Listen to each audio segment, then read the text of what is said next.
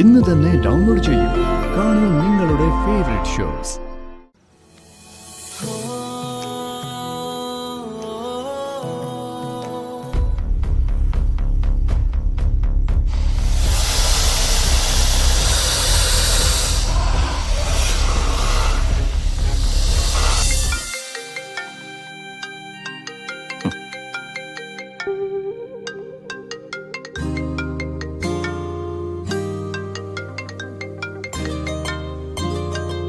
ആരായാലും എടുക്കണ്ട.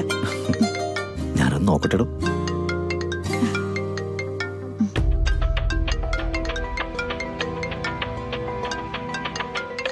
മുത്തശ്ശി ഒന്ന് സംസാരിക്കട്ടെ.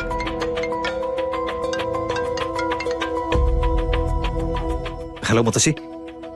ആ മോനെ, ഒരത്യാവശ്യ കാര്യം പറയാനാ മുത്തശ്ശി ഈ നേരത്ത് വിളിച്ചത്. എന്തു പറ്റി? ഞാൻ ഇന്നൊരു സിദ്ധനെ കണ്ടിരുന്നു.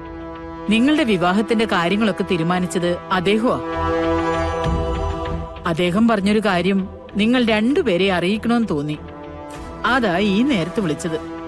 ഗാഥ എന്റെ അടുത്തുണ്ട്. രണ്ടുപേരോടും പറയേണ്ട കാര്യമാണെങ്കിൽ ഫോൺ സ്പീക്കറിലിടാം. ആ, എന്നാ രണ്ടുപേരും കൂടി കേട്ടോളൂ, അതാ നല്ലത്. മോളെ, മോള് കേൾക്കുന്നുണ്ടല്ലോ അല്ലേ? ഉണ്ട് മുത്തശ്ശി.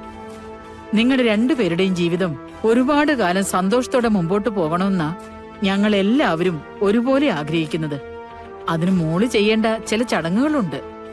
ചടങ്ങോ? അതെ, ചില ദോഷങ്ങൾ മാറാനുണ്ട്. അതിന് 41 ദിവസത്തെ വ്രതാചരണമുണ്ട്. അതെല്ലാം അനുഷ്ഠിക്കേണ്ടത് ഗാതമോളാ. എന്താ മുത്തശ്ശി പറയുന്നേ? ഞാൻ പറയുന്നത് അങ്ങോട്ട് കേട്ടാ മതി. ഈ 41 ദിവസത്തെ വ്രതാനുഷ്ഠാനം കഴിഞ്ഞാ പിന്നെ നിങ്ങൾക്ക് യാതൊരു ആപത്തും ഉണ്ടാവില്ലെന്ന് പ്രത്യേകം അദ്ദേഹം പറഞ്ഞിട്ടുണ്ട്. ഏറ്റവും പ്രധാനപ്പെട്ട കാര്യം, ഈ 41 ദിവസവും മോൻ ബ്രഹ്മചര്യം അനുഷ്ഠിച്ചുകൊണ്ട് ഈ പൂജയ്ക്ക് കൂട്ടിരിക്കണമെന്നുള്ളതാ.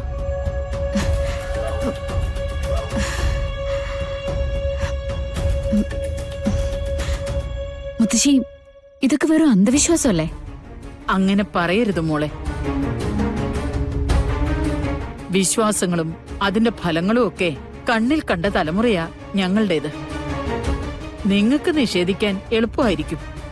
എന്തെങ്കിലും ഒരു ആപത്ത് വന്നാ നിങ്ങൾ ചിലപ്പോ വലിയ വലിയ ഡോക്ടർമാരുടെ അടുത്ത് പോവുമായിരിക്കും. പക്ഷേ മോള് കേട്ടിട്ടില്ലേ, പല സ്ഥലത്തും ഡോക്ടർമാര് ഞങ്ങൾക്ക് ചെയ്യാനുള്ളതൊക്കെ ചെയ്തു കഴിഞ്ഞു, ഇനി ദൈവത്തിന്റെ അനുഗ്രഹമാണ് വേണ്ടതെന്ന് പറയും. അപ്പോ ഏതാണ് സത്യം? മുത്തശ്ശി, ഇതൊന്നും നടക്കുന്ന കാര്യമല്ല. മുത്തശ്ശി എന്തെങ്കിലും പൂജ നടത്തുന്നതിനോ വ്രതാനുഷ്ഠാനങ്ങൾ നടത്തുന്നതിനോ ഞാനെതിരല്ല. അതിന് ഞങ്ങളെ നിർബന്ധിക്കാന്ന് വെച്ച് കഴിഞ്ഞാൽ...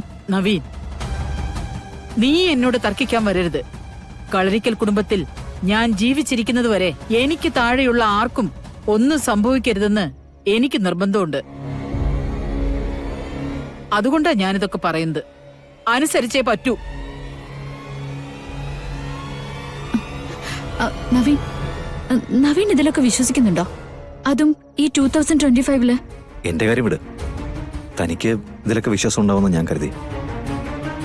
താൻ പൂജാമുറിയിൽ കയറുന്നതും വിളക്കെടുക്കുന്നതൊക്കെ കണ്ടപ്പോ നല്ല ഭക്തിയും വിശ്വാസമുള്ള ഒരാളായിട്ട് എനിക്ക് തോന്നി. ഓ, അതൊക്കെ ഓരോ സാഹചര്യങ്ങൾ അനുസരിച്ചിട്ടല്ലേ. നമുക്ക് എങ്ങനെയാ നവീൻ 41 ദിവസമൊക്കെ പിരിഞ്ഞിരിക്കാൻ പറ്റുന്നത്? I can't. നവീൻ അത് വിട്ടുകളാം. ഓക്കെ, ഞാനതിന് ശ്രമിക്കണം. പിന്നെന്തോ പെട്ടെന്ന് മനസ്സങ്ങ് വല്ലാതെയായി. കഥ, നമുക്ക് കുറച്ചു നേരം പുറത്ത് ലോണിൽ പോയിരുന്നാലോ? എന്നിട്ട് മൈൻഡൊന്ന് ഫ്രഷ് ആയിട്ട് തിരിച്ചു വരാം. ഓക്കെ, ആദ്യം നവീന്റെ മനസ്സ് ഓക്കെ ആവണല്ലോ. വാ, നമുക്ക് പുറത്തു പോവാം.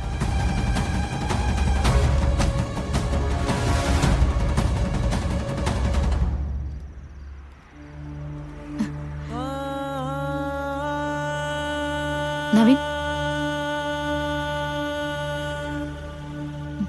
എന്തുപറ്റി? ഇങ്ങനൊരു ചെറിയ കാര്യത്തിന് ഇത്രയും ഡിസ്റ്റർബൻസ് ആവേണ്ട കാര്യമുണ്ടോ? മുത്തശ്ശി പറയുന്ന കാര്യങ്ങള് കളരിക്കൽ കുടുംബത്തില് ആരും തള്ളിക്കളയാറില്ല. മുത്തശ്ശിയെ നിഷേധിക്കണമെന്ന് ആരും പറഞ്ഞില്ലല്ലോ. നമുക്ക് മുത്തശ്ശി പറയുന്നതൊക്കെ ചെയ്യുന്നതായിട്ട് അങ്ങ് അഭിനയിക്കാം. അല്ലെങ്കിൽ നവീൻ കണ്ടിട്ടില്ലേ, ഈ വലിയ വലിയ തറവാടുകളിലൊക്കെ പുതിയ തലമുറയെ മുണ്ടുടുപ്പിച്ചും സാരി ഉടുപ്പിച്ചും ഒക്കെ സർപ്പക്കളത്തിന്റെ മുന്നിലും അമ്പലത്തിന്റെ മുന്നിലൊക്കെ കൊണ്ടുപോയി ഇരുത്തുന്നത്. അവരൊക്കെ പലപ്പോഴും വിദേശത്തുനിന്ന് വന്ന ആളുകളായിരിക്കും. ഇവിടുത്തെ സിസ്റ്റത്തിൽ ഒരു വിശ്വാസവും ഇല്ലാത്തവരുമായിരിക്കും. പക്ഷെ എന്നാലും കാരണവന്മാരെ എന്നിരുന്നാൽ അവരനുസരിക്കും.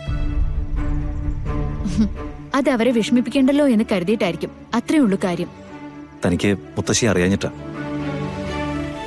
മുത്തശ്ശി ഒരു കാര്യം തീരുമാനിച്ചു കഴിഞ്ഞാൽ അതിൽ നിർബന്ധം പിടിക്കും. എന്തായാലും ഇപ്പം മുത്തശ്ശി ഇവിടെ ഇല്ലല്ലോ. നാളെ മുത്തശ്ശിയെ ചെന്ന് കാണുമ്പോ മുത്തശ്ശി പറയുന്ന കാര്യങ്ങൾ നമുക്കനുസരിച്ച് തുടങ്ങാം.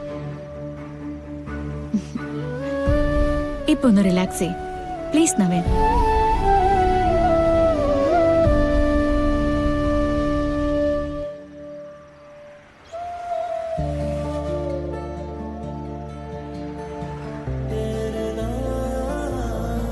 ഇങ്ങനെ തന്റെ കണ്ണുകളിലേക്ക് സൂക്ഷിച്ചു നോക്കുമ്പോൾ ഒരാചാരങ്ങളെയും ബഹുമാനിക്കാൻ തോന്നില്ല. ഒരു വിശ്വാസത്തിന്റെയും ഭാഗമാവാനും തോന്നില്ല. നവീന്റെ മുഖത്തേക്ക് നോക്കുമ്പോ എനിക്കും അങ്ങനെ തന്നെയാ തോന്നുന്നത്. നമുക്കിടയിൽ ഇപ്പൊ ഒന്ന് മാത്രമേ ഉള്ളൂ, ലവ്. ആചാരങ്ങളൊക്കെ നമുക്ക് തെറ്റിച്ചേക്കല്ലേ?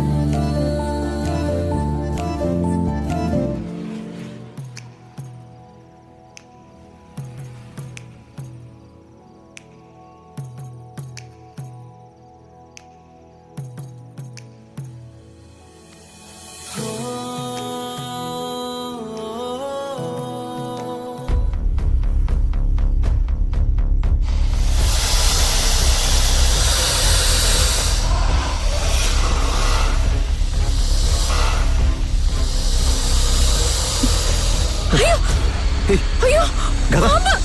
നവീൻ, പാമ്പ്! അയ്യോ അയ്യോ നവീൻ, എന്താ ചെയ്യാ? പാമ്പ്